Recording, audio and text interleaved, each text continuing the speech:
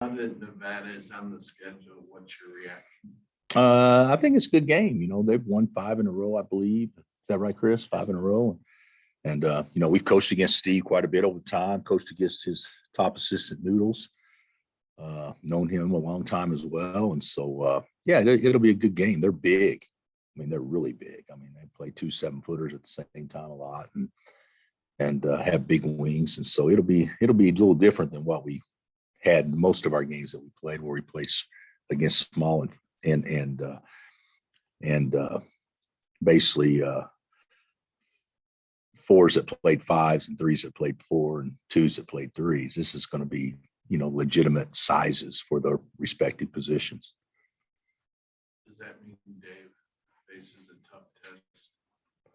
Well, I think anybody, all our bigs, they're going to play, 2 legitimate 6'11", 7-foot guys. And so, and then they got other tall guys that have been kind of the 5-man size that we've been playing against, playing the 4. So yeah, Dave be important. So will, Mitch and Zach and KJ, to this point, we haven't played 2 bigs, and I'm hoping we don't have to, because if they do play 2 bigs, one of them will be on the perimeter, majority of the time. So maybe we can play up under that guy, but it'll be a challenge for our bigs.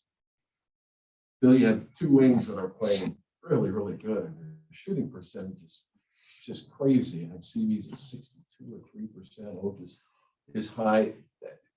You never say the word best when it comes to your teams, but do they remind you of any other wings that you've had that played at a high level? And then also, you have 2 guys that are playing like point guards for you. Does that help get them better shots? CB's a little different. One reason why CB is shooting a very high percentage is because he's not shooting enough 3s. Naturally, if Christian was shooting, Christian is attempting the same number of 3s that we had hoped he would make a game. So it's right around 2.7, 2.8. So if he was doing that, his percentage would come down, because obviously you're probably not going to shoot 50% from 3. But no, they're both having great years. I think Juan and Remy have done a good job of getting them shots. But I don't know if it's as much them from a number standpoint, because collectively they're averaging about 7 assists a game, I think. Isn't that about right? About 3.9 and 3.1 or something like that. Isn't that about right, Chris? That's not a ton for 50 minutes or 55 minutes. So I think the ball movement has been a big reason why they've been getting shots, not just off of their penetration, even though it's helped, don't get me wrong, but I actually think that's something that we can improve on. I believe Remy and Juan should get more assists a game.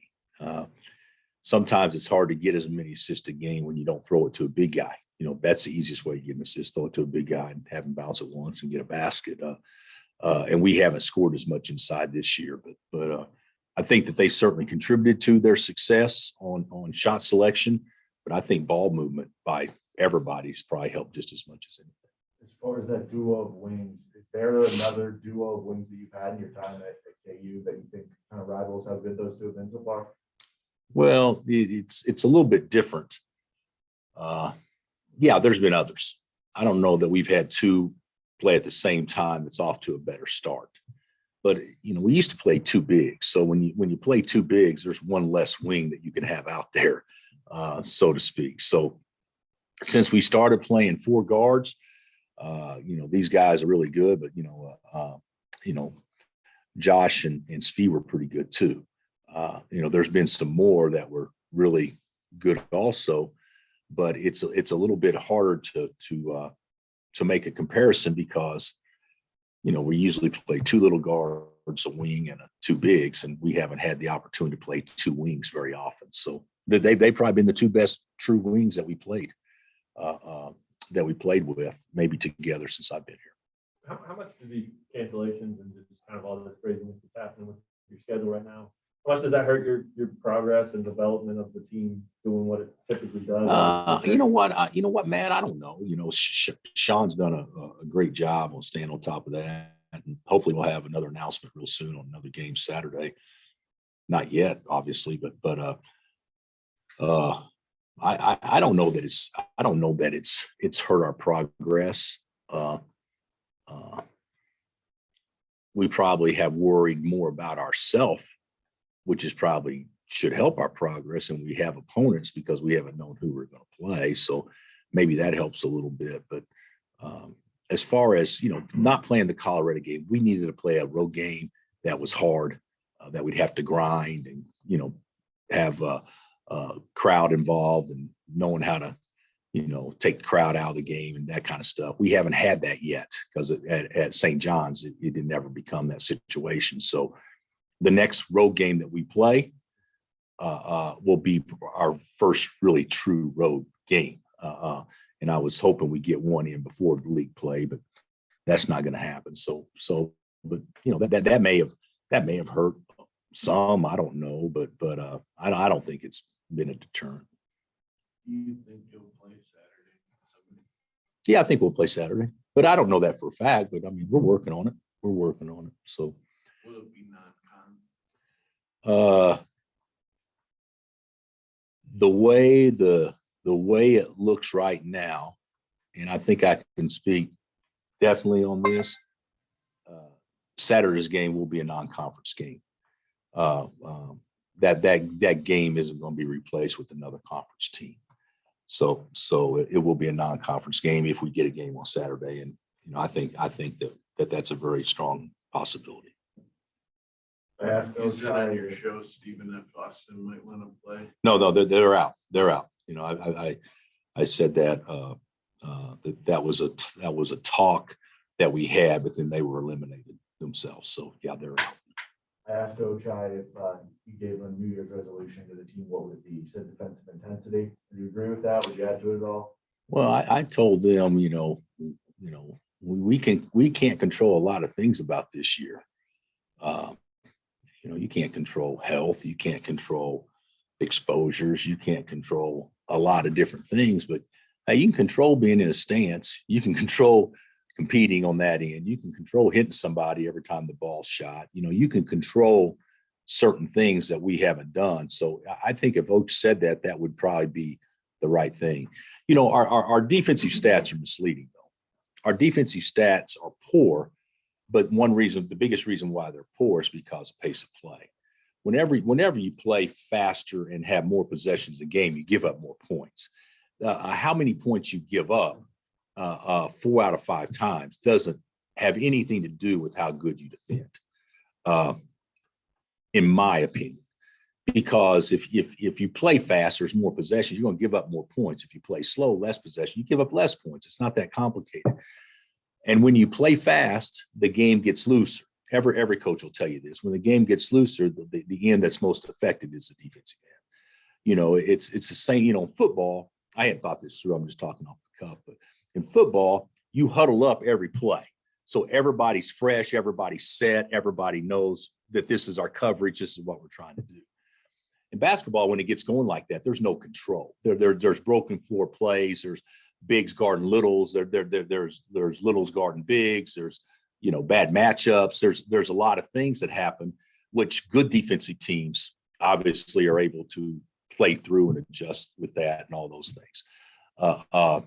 And something else that really affects your defensive numbers is your offense.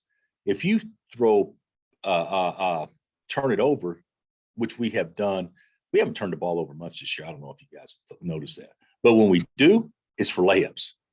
It's like we have more live ball turnovers that lead to layups than anybody right now that I can see. Well, if you do that 4 times a game, the other team goes 4-4. It's hard to hold a team under 40% if you're giving up 4 uncontested layups. So I think there's ways that our defense will be better if we are better offensively in those situations. And if we can just tighten up some things that is obviously created by loose play, more open floors. And we've talked about that quite a bit. So our defensive numbers are not great, but they're not as bad as what you think they are, because you can't, they're giving up 67 points a game. That's the worst in the league. Well, yeah, we're scoring more points than everybody too. That it doesn't go hand in hand. But we'll find out how good we are defensively starting in league play. because teams that play slow or with not as much tempo in league play will slow us down, which will naturally slow the other team down also. So we'll know more starting up, but our defensive field goal percentage is not what it needs to be. But I really think if you take away 4 layups a game, it's probably right where it should be. And the other thing is our rebound margin, considering how small we've been playing, isn't bad. You know, if you're +7 and you're playing that small, that's not a bad number, regardless of who you're playing. You already have the Saturday TCU game, obviously postponed. Yeah. Do you think 18 is realistic, or are you still of the belief that it might just not be all the conference games? I think it's still realistic for some teams. I mean, last year was realistic for us and nobody else. I think last year probably prepped us for this, and Sean can address this. I think that rolling with it, playing 3 games in a week, I don't think coaches will look at it as much as advantage, disadvantage as they will. We just need to get the games in. Everybody agree? Seemed like last year there was too much jockeying for position. Well, we're not healthy. We don't want to play. You know, we're not. I don't think there's going to be that this year. I think that I think if you can put a team out there, I think people put a team out there. And the way this thing's going, I just don't see there's going to be very many opportunities where you can't get 6 healthy guys, because everybody's 7 guys on their team's going to already have had it, or even if they haven't tested positive for it. So if you do have to test everybody, you're going to have 7 guys test negative. So I still think you're going to get your games in. Sean, you agree with that? So this situation right now in this particular week is magnified for one reason. Everybody went home, and many people brought stuff back with them when they went home. Totally understandable. It's happened all across America, everywhere. So maybe it's good to knock it out now. I do believe there'll be 1 or 2 weeks where everybody plays 3 games, but I don't think it's going to be anything that is to the point where, you know, Baylor last year, and I'm sure rightfully so, I'm not saying anything negative, they play 4 or 5 games less than everybody, less than us, which they still would have won the league. I mean, hand down, they were by far the best team. But then you get in a situation in the last couple of weeks where, you know, you want to play 3 games in a week, but you really don't want to play that back-to-back weeks, which to me doesn't make a lot of sense. But, you know, that's the way I think the protocol is going to be now. It seems like to me, if you miss games, you want to do everything you can to make them up. And from a monetary standpoint with the athletic departments, you know, giving up home games and reimbursing or whatever you do, hopefully you don't have to do that. But giving up home games, that could be a pretty big significant loss. So I think everybody is going to want to get the games in. Sounds like you won't be able to conference watch on Saturday because you'll be working, but the conference does start. A lot of great games. Iowa State, Baylor. You'll start with Oklahoma State, but just speak to what you're looking for. You've already mentioned it's maybe as good a conference as what you've seen. You know what? I think it's better than what we've ever had, and we've had some great runs. I mean, you guys know better than me, but our league the last 6 years probably been #1 overall league 4 times, maybe 5 out of 6. So if you're going to rank so for instance, in the last 6 or 7 years, if you take the numbers in each year, and these aren't exact, obviously, because there's always outliers, but you take the numbers each year, we may add up to a 1.2 or 1.3, and the next league may be 3.1. You know, it's something like there's probably quite a bit of separation. And this year going into league, if I'm not mistaken, head and shoulders the toughest league so far. I mean, we're looking at Iowa State and Baylor are combined 22-0 going into the first league game. TCU and us would have been a combined 19-2 going into the first league game. So yeah, this will be as good a league as we've ever had. How is the team health after break? Yeah, we've been, you know, knock on wood, we've been good. So everybody's practiced. You know, that can change obviously overnight, but as of now, we've been good. Coach Cal said today or yesterday that they're only testing when a guy is symptomatic. I Is that think, the way to go? Is that how you- I don't know if that's the way to go, but I think that's how the majority of the teams in our league and in America are probably doing it. Testing if you're symptomatic. You guys do? What's that? That's what you do. Oh, I've been I tested. mean, the Jayhawk team. Yeah, that's what we're doing as well. Yeah. But if people have symptoms, you test them. So, but we've had numerous times that's occurred, but we've been fortunate on the outcomes. Have you heard anything about the Okie State game? They're, because they have COVID in their program. Yeah, but it goes back far enough that shouldn't impact the second game at all. We could impact the second game. Yeah. We don't know what's going to happen, but I think them impacting us the second game, Sean, you agree that probably shouldn't be a factor. So, Any questions from the Zoom? Coach, happy holidays. Hello? is that Karen? Yeah, Hi, it's Karen. me in the dark over here. The lights are off in our building. Anyway, Coach, have you changed your coaching with never knowing about a game? Do you prepare your bench differently, never knowing if a person's going to test positive? Out of this whole experience, has it changed you as a coach at all? I don't think that. I think that's a great question. I don't think we've done much to change anything, Karen, other than when we practice. Probably don't practice with just 5 or 6 on the first team. Probably try to slide as many people into that situation, so there is a little bit more of a comfort level. I guess something in football, making sure your second team gets first team snaps, and so we're trying to do that as much as we possibly can. Coach Andy Reid talks about adaptability. So do you feel now, as you've been coaching all these years, you're more adaptable now because of all this than you've ever been in your career?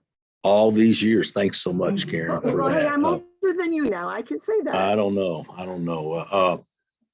I think I'm certainly more adaptable today than I was a while back. I think